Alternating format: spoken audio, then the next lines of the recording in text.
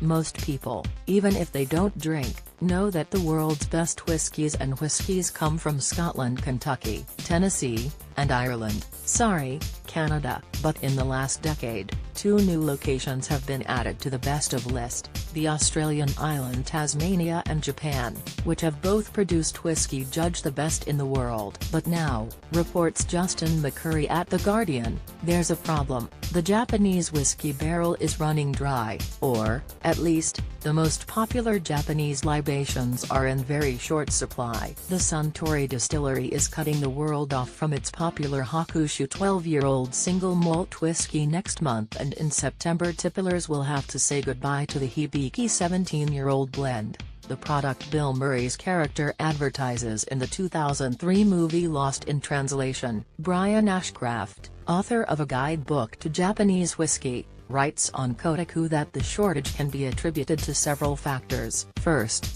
Masana 2014 television drama about Masataka Taketsuru, the father of Japanese whiskey and founder of the Nikka distillery, led to a domestic craze for whiskey. That same year, Suntory's Yamazaki Single Malt Sherry Cask 2013 won the title of Best in the World from the Whiskey Bible, raising the global profile of the Japanese libations. But just as the world's attention has shifted to the island nation's award-winning drinks, supply of the whiskey has tightened. That's because 20 years ago, Japanese whiskey was at a decades-long nadir of popularity, so distilleries didn't set enough aside in their aging warehouses. Now, 12, 17 and 21 years later, there's not enough aged whiskey to go around. For something like the Hibiki 17, the youngest whiskey in that blend is 17 years old. And 17 years ago people weren't drinking that much Japanese whiskey, so Suntory and rival distillery,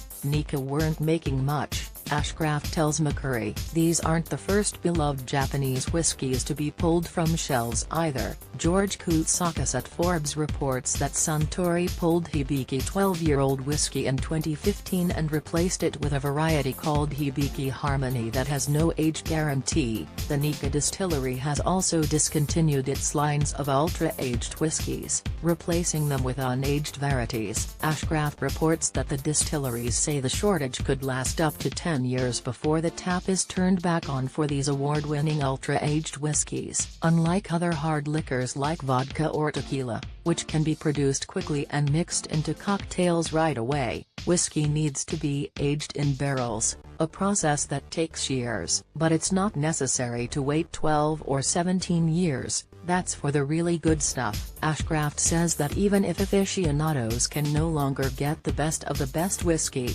there's still good Japanese whiskey to be had. While Suntory and Nikka are experiencing shortages, a handful of newer distilleries have started distilling in Japan.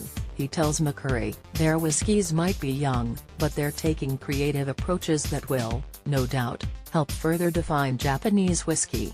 If you plan to stock up, make sure you have some extra cash set aside. Hibiki 17 is currently selling for $200 a bottle, while Hakushu 12 is marketed at the comparable bargain price of $66.